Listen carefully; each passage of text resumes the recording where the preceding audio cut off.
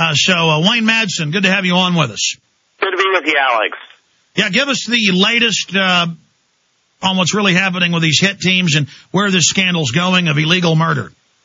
Well, this Cheney team, of course, I had a very good source that contacted me that told me basically that this Cheney squad, which is now thought to really be centered around this Joint Special Operations Command. Apparently the CIA was involved from the very beginning after 9/11 with something called the Worldwide Attack Matrix that was developed by then CIA Director George Tenet. And that's what they're owning up to, targeting al-Qaeda leaders in various countries. But it expanded. After that, the CIA said, this is outrageous. We don't want any part of this. This harkens back to the charges made against the agency in the 70s with the Frank Church Committee hearing and the other oversight committees. Death squads. Planetary death squads that can be delivered in 12 hours. Right, and now apparently this JSOC, Joint Special Operations Command team was working very closely with Israel's Mossad, specifically the Kedan unit. Kedan is the Hebrew word for bayonet. That unit specializes in assassinations and kidnappings. And something else that may have entered into this, and the reason why Cheney wants this to go away real fast, the story is this group may have been involved in sabotage, including the sabotage of Iranian military and civilian airliners. And as of today, we know that there was a Caspian Airlines plane flying from Tehran to the capital of Armenia that crashed and killed some 168 people. So this is huge because the White House separately admits that they've been hiring destabilization teams inside Iran, including bombing mosques and things. Wayne Madsen, stay right there. This is such important information. We're going to go through this in detail with breaking information from Wayne Madsen. WayneMadsenReport.com, by the way. We've linked to his stories up on Infowars.com and PrisonPlanet.com. But he's up there on the hill and just always a great source of info. All right, I want everybody to listen to us very, very carefully, because the information you're about to hear is a vitally important window into the mindset of the global elite running our society today. Now, in 1979, Jimmy Carter set up the Delta Force. It was officially set up in early 1980. And they've been used for high-profile hostage rescues, assassinations of leaders, terrorist groups, and others. And it's a group above the military that operates under the orders of the National Security Council and the President. They have radically expanded the size of Delta Force. Delta Force was used April 19th, 1993 in Waco. And the Delta Force documents were declassified. They were in there pulling triggers. They followed orders. They went in with infantry maneuvers, put bombs on top of the church records vault area where the women and children were hiding, and blew it to bits. They were ordered to do it by the FBI and by the President, and they did it. It's on record. They were there pulling triggers. You can see the flare footage of them in infantry maneuvers coming out the backs of the APCs, the Bradleys, and firing. And then going in and planting the bunker munition, the shape charge that then killed the people inside. We've had General Benton K. Parton on, former head of Air Force Weapons Development, to cover that. So understand, Delta Force will kill you if ordered to do so. They will kill children if ordered to do so. And I'm not here even attacking our military folks. And I'm not even saying all Delta Force squadrons are involved in this. But it's a fact. Delta Force was killing and pulling triggers in Waco. That's just a fact. So you got a problem? Have it with them. Now, that said, things have gotten a lot worse under Bush, obviously, and Delta Force would run around the world staging terror attacks. This is not my opinion, and Wayne Madsen's about to break inside info here.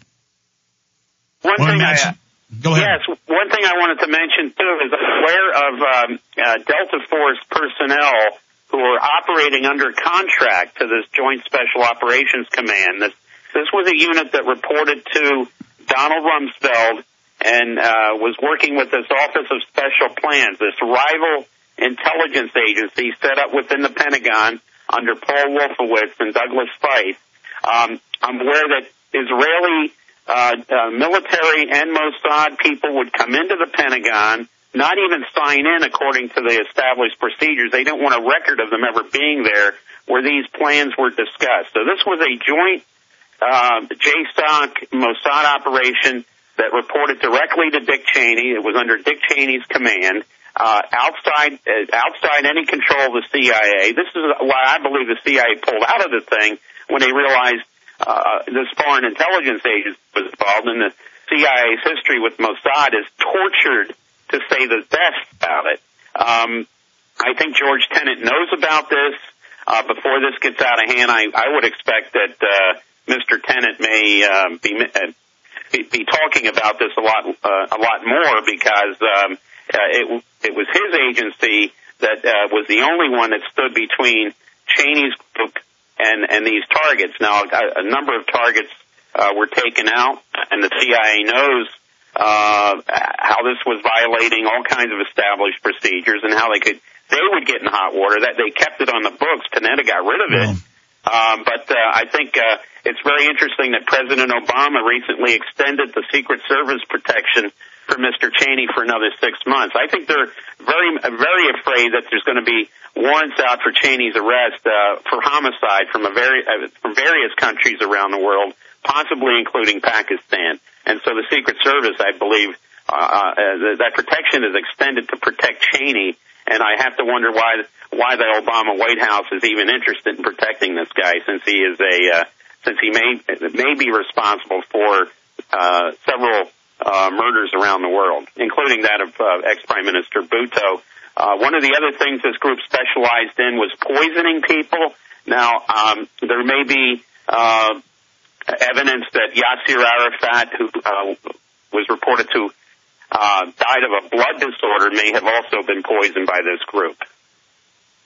Now, Wayne Madsen, you're dropping bombshell after bombshell, and the problem is, I know everything you're saying is true because almost everything you're talking about has already come out in the news here and there. Israel, in Reuters and in UPI, bragged in 2002, in fact, I'm going to pull the article, that they had hit teams operating in friendly countries, quote, killing terrorists or terrorist suspects, including the United States. Then, Cy Hirsch, 5 years ago, wrote big New Yorker magazine articles about U.S. Special Forces on the ground staging terror attacks inside Iran. Then in 2007, as has been reported widely, this is all on record, the White House puts out a press release saying, yes, and I guess they had to do this to act like it was normal and kosher so other parts of the government would not launch investigations. You know, one way to cover up is just to come out in the open like it's, you know, like you're whistling in the wind as you walk out of somebody's front door with their jewelry and computers and